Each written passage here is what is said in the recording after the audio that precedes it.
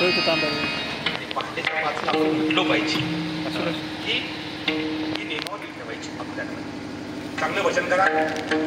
थोडा वेळ विठाला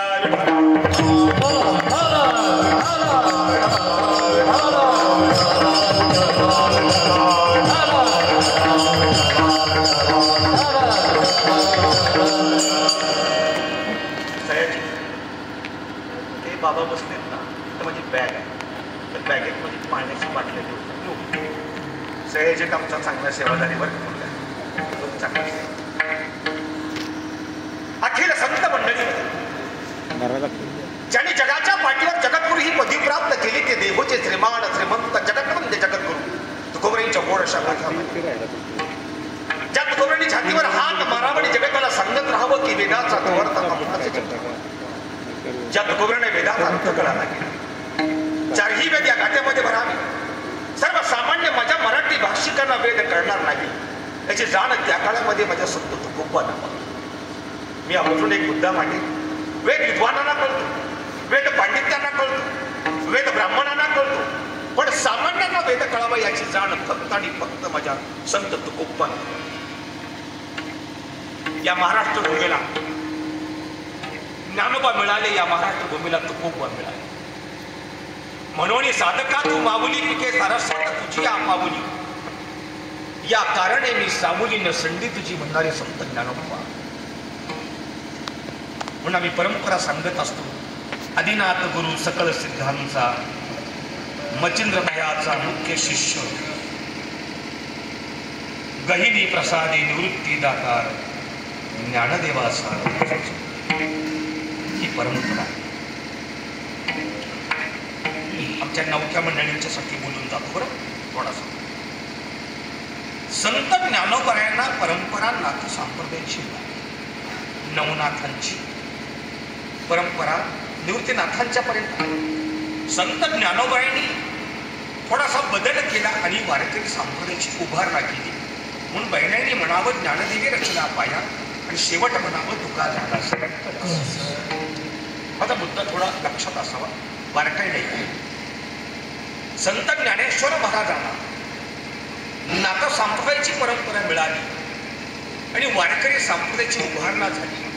मधील तात्कालीन संतांनी या मंदिराचं बांधकाम चांगलं करून माझ्या संत तुकोबरांचा अवतार देहू गावामध्ये झाला. म्हणे रामेश्वर भट्ट तुझा तुका विष्णू नाही तुझा. विष्णूचा अवतार म्हणजे संत तुकोबरांचा अवतार. आता तुम्ही ऐका.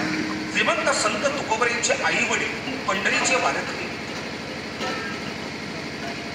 संत तुकोबरांचे आई वडील पंढरीचे वारकरी होते. गळ्यात तुळशीची माळ होती, नित्याची त्यांची वारी होती आणि यांच्या पोटी संत तुकोबरांचा जन्म झाला. वारकरी संप्रदायाची प्रणाली संत तुकोबरांनी जपली असेल, पण याच्या पाठीमागचा जर विद्यावंश जर तुकोबराय म्हणावे तर तुकोबरांची विद्यावंश ही नाथ संप्रदायाची परंपरा. विद्यावंश हा शब्द त्याचं कारण सांगतो. बाबाची चैतन्य हे गृहस्थी होते, लग्न झालं होतं, मुलं बाळ होती बाबाची चैतन्य. पण संसाराच्या तापामध्ये बाबाची चैतन्य तापली. अतिशय दुःख झालं, अतिशय असह्य वेदना झाल्या आणि संसाराच्या त्यागाने बाबाचे चैतन्य रागानं घरातनं बाहेर पडले. माणूस रागानं पडतो ना बाहेर आणि 1-2 दिवस येतच नाही रागानं बाहेर पडल्यानंतर. संसारात मला म्हणते नवरा बायकोची भांडणं असतील, काही असेल काही असेल, व रागानं बाहेर पडले आणि त्या रागामध्ये बाबाचे चैतन्य दिवसभर चालत होते याच लहरीमध्ये. आणि चालत चालत चालत एका घनदाट जंगलामध्ये घुसले. त्या जंगलामध्ये चालत होते आणि बघता बघता दिवस मावळला आणि बाबाची चैतन्य देहावर आले आणि डोक्यावर वाहनून घेतलं. कुणीकडनं दुर्बुद्धी झाली आणि घरची भांडणं म्हणून निघून आलो आणि आता जंगलामध्ये सापडलो. बघता बघता अंधार झाला. श्वापदांचा आवाज येऊ लागला. हिंस्र पशु पक्षी मोठमोठ्यानं ओरडू लागले. बाबाचे चैतन्य अगदी थरथर कापू लागले. अन्न नाही, पाणी नाही पोटाला आणि एका मोठ्याच्या मोठं झाड पाहिलं आणि त्या झाडाच्या ढोलीचा आसरा घेतला आणि बाबाचे चैतन्य लपून बसले की एखादं श्वापद आलं तर त्यांना मला खाऊ नये. लपून बसले. आवाज येऊ लागला मोठमोठ्यानं आणि खूप घाबरले आणि घाबरता बाबाजी चैतन्याच्या मुखातून भगवंताचं भजन चालू झालं. आता तुझ्या विना कोण सोडवू शकत नाही मला, आता तूच आहे, आता तूच वाचवायचे, अख्खी रात्र आता काढायचे मला. आणि बाबाजी चैतन्याच्या मुखातून भजन सुरू झालं. आणि बघता बघता याच झाडावर बाबाजी चैतन्य समोर एका सत्पुरुषानं उडी मारली. लज्जा रक्षणाकरता फक्त लंगोट घातलेली होती, दाढी वाढलेली होती, जटा भरपूर वाढलेल्या होत्या, हाताच्या नखाच्या गुंडोळ्या झालेल्या होत्या, पायात काढणे, अंगावर केस वाढलेले, असा विद्रूप असा एक सत्पुरुष बाबाजी चैतन्यांच्या समोर उभा राहिला. ती मध्यरात्र होती. याही पेक्षा बाबाजी चैतन्य खूप घाबरले. त्यांना वाटलं भूतच आलं, आता मला खाऊनच टाकला समता विषय. घाबरले बाबाजी चैतन्य. आणि तो सत्पुरुष बोलू लागला बाबाजी चैतन्यांशी, बाळा घाबरू नकोस, तुझ्याकरता मी इथपर्यंत आलो. बाबाजी चैतन्यांना धीर आला, कारण तो महात्मा बोलू लागला. आणि मग बाबाजी चैतन्य खाली उतरले, त्यांच्या पायाला स्पर्श केला आणि बाबाजी चैतन्याने त्यांना नाव विचारलं. आपलं नाव त्याला ते सांगू लागले, माझं नाव राघव चैतन्य, माझं नाव राघव चैतन्य. आणि काय हो, बाबाजी चैतन्य दाटशी कोसळले आणि जन्माला मिठी मारली बाबाजी चैतन्याने आणि डोळ्यातनं घळघळ अश्रू आले. आणि या क्षणी राघव चैतन्यांचा अनुग्रह बाबाजी चैतन्यांना झाला आणि बाबाजी चैतन्य आपला संसार विसरले आणि राघव चैतन्यांच्या सेवेशी एकरूप झाले. राघव चैतन्य चालत चालत चालत कर्नाटकाकडे निघाले आणि जाता जाता पुसेगावच्या नेरच्या तलाव्यामध्ये राघव चैतन्यांची टेकडी जी म्हणतो आपण, आपणास पाठीमागं बोललो तो सांगितलं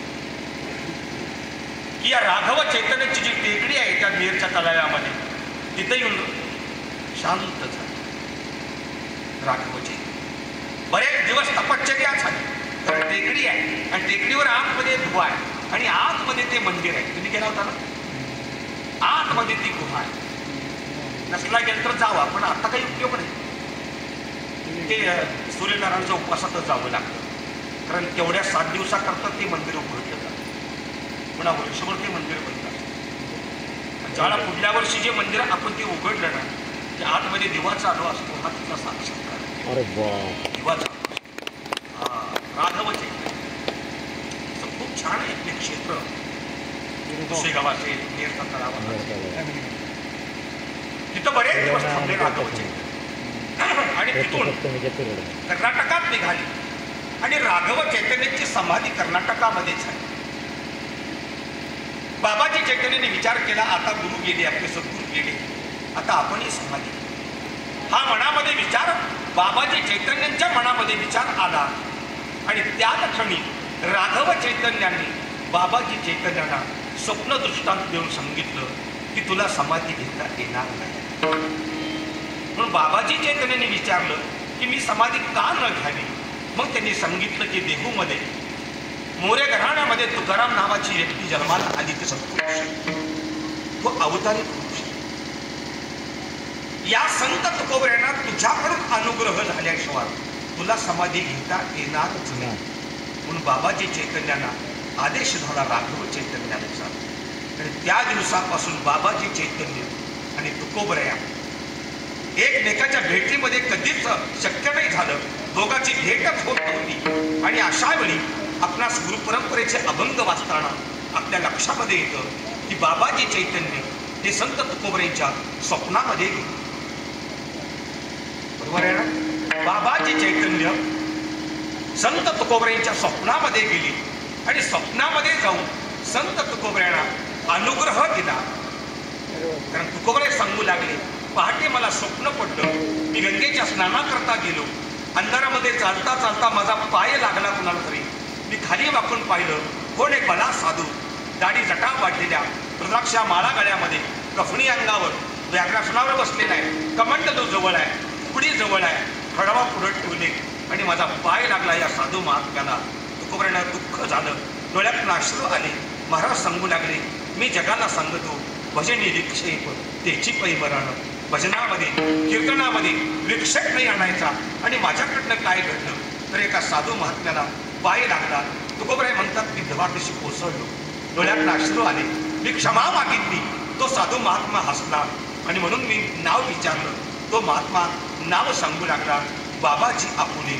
सांगितले बाबाजी आपुले सांगितले नाम, बाबाजी आपुले सांगितले नाम, बाबाजी आपुले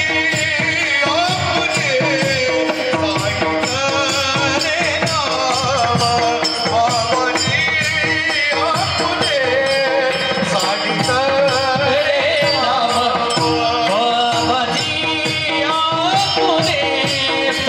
नाम, बाबाजी आपुले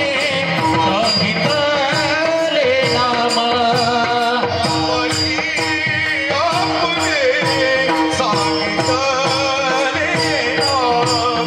बाबाजी आपुले सांगितले नाम, बाबाजी आपुले सांगितले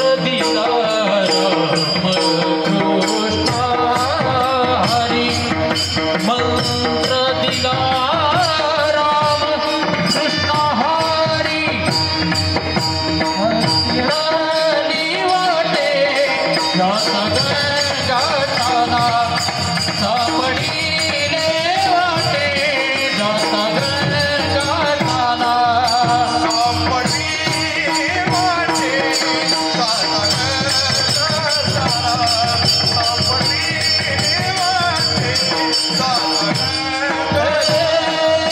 बाबाजी आपुले सांगितले नाम, मंत्र दिला राम कृष्ण हरी, मंत्र दिला राम कृष्ण हरी, बाबाजी आपुले सांगितले नाम, मंत्र दिला राम कृष्ण हरी, मंत्र दिला राम कृष्ण हरी. बाबाजी आपुले सांगितले नाम. ऐका, तुकोबराय म्हणतात त्यांनी मला नाव सांगितलं, बाबाजी आपुले सांगितले नाम, मंत्र दिला रामकृष्ण हरी. रामकृष्ण हरी मंत्र हा पुरातन मंत्र आहे. बरं, आणखी थोडं बारकाईने ऐका. वास्करांच्या फडावर तो पूर्ण मंत्र म्हणला जातो. तो पूर्ण मंत्र कसा आहे? रामकृष्ण हरी विठ्ठल केशव. हरिपाठामध्ये काय मंत्र हा बरोबर आहे ना? म्हणजे मंत्र मूळचा काय? रामकृष्ण हरी विठ्ठल केशवा.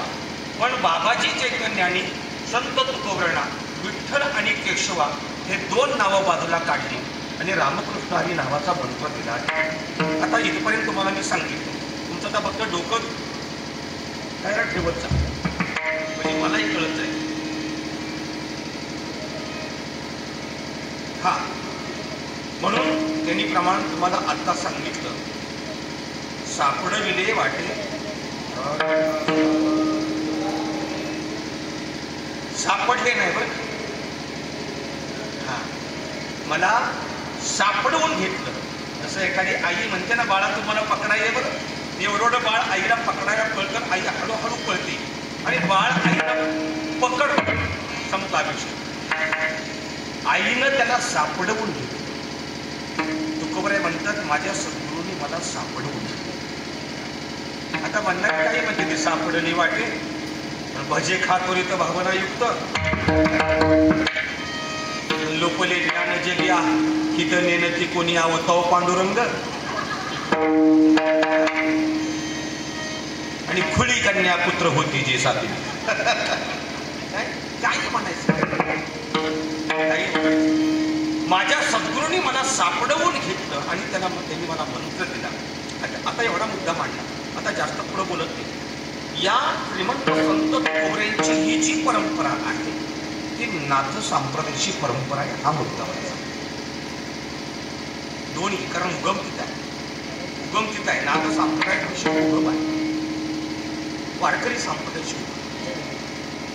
तुकोबांनी कळसा ठेवला, आणि याच तुकोबऱ्यांच्या गोड अशा गाथ्यामध्ये अनेक प्रकारची अनेक प्रकरण, त्यातला हा एक महत्वपूर्ण प्रकरण की जे अगदीच वेगळं आहे ते तुमच्या पुढे मांडतो. माझ्या संत तुकोबऱ्यांचं जीवन सांगतो. दिनरजनी हाची दंता गोविंदाचे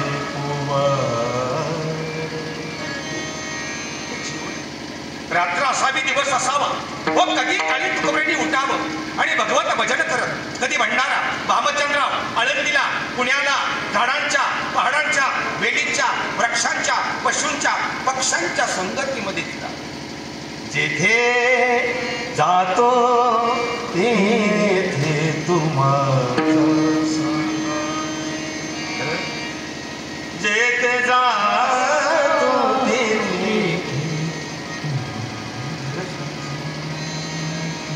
प्रहर नाही पाहिला, ऋतू नाही पाहिला, वेळ नाही पाहिली भजन करायला. कधी पण भजन करायचं. त्यांना काळ नाही, त्याला वेळ नाही, कुठं पण कधी पण चालायचं.